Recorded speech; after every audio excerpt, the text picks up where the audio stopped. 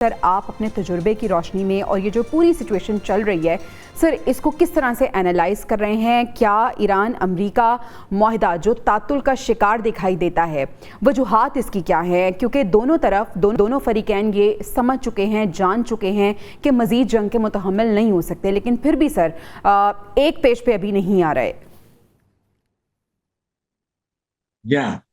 देखिए, बात यह है कि ये किस्सा बहुत पुराना है। ये 47 साल से जब ईरान में इनकलाबी हुकूमत तश्कील हुई और बरसरे इक़्तिदार वो कायम हुई, उसके बाद बहुत से अदवार से ये इनके ताल्लुकात गुजरे और हाल में 2025 में अमेरिका और इजराइल ने मिलकर ईरान के ऊपर हमला किया जी। वो 12 दिन की जंग जून 2025 में हुई। उसके बाद हालात काफी कशीदा रहे और इस साल फरवरी के 28 तारीख को अमेरिका ने दोबारा जंग की। तेहरान के ऊपर बमबारी शुरू कर दी, फिर बाकी ईरानी शहरों पे बमबारी की।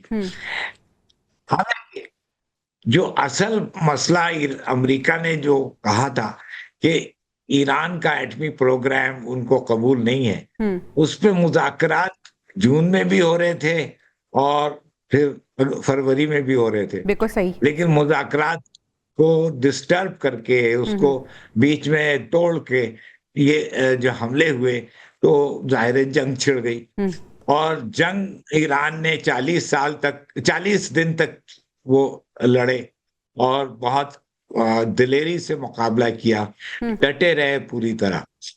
फिर पाकिस्तान के काविशों से 7 अप्रैल 2026 में के तारीख को ये दोनों फरीक लड़ रहे थे, बमबारी हो रही थी, मिसाइल चल रहे थे कि पाकिस्तान ने कोशिश करके उनके अल्टीमेटम के 2 घंटे पहले जंग रुकवा दी, जंगबंदी हो गई, सीज फायर हो गया।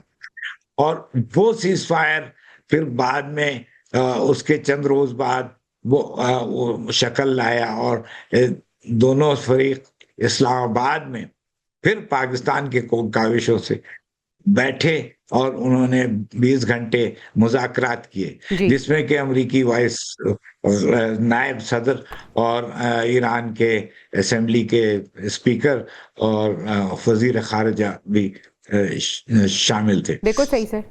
अब ये जो अब जंग है, ये मतलब ये सिलसिला हुआ जंगबंदी के बाद और फिर जंगबंदी 10 दिन की हुई, मगर उसकी तौसीह भी पाकिस्तान ने करवाया। हम ही लोगों ने फिर दोनों फरीक से ये मनवाया कि जंगबंदी और तौसीह उसकी की जाए। इस वक्त हम तौसीह के पीरियड में के लम्हे में हैं और अब फिर जंग का खतरा है, क्योंकि आबनाए हुर्मुज जो कि ईरान के पास से गुजरता है, उसको अमेरिका ने रोका हुआ बंद कर रखा है। पहले ईरान ने बंद किया था, फिर उसने खोल दिया, फिर अमेरिका अब उसके ऊपर ब्लॉकेड किया हुआ है। ईरान कहता है जब तक ब्लॉकेड नहीं उठेगा दोबारा वो मुज़ाकरात के लिए नहीं बैठेगा। तो ये एक इसको इंग्लिश में स्टेलमेट कहते हैं, ये एक स्टेलमेट सिचुएशन हो गई है। और अब सर ये सिचुएशन यहाँ से आगे किस तरह से जाएगी, इस पे बात करेंगे।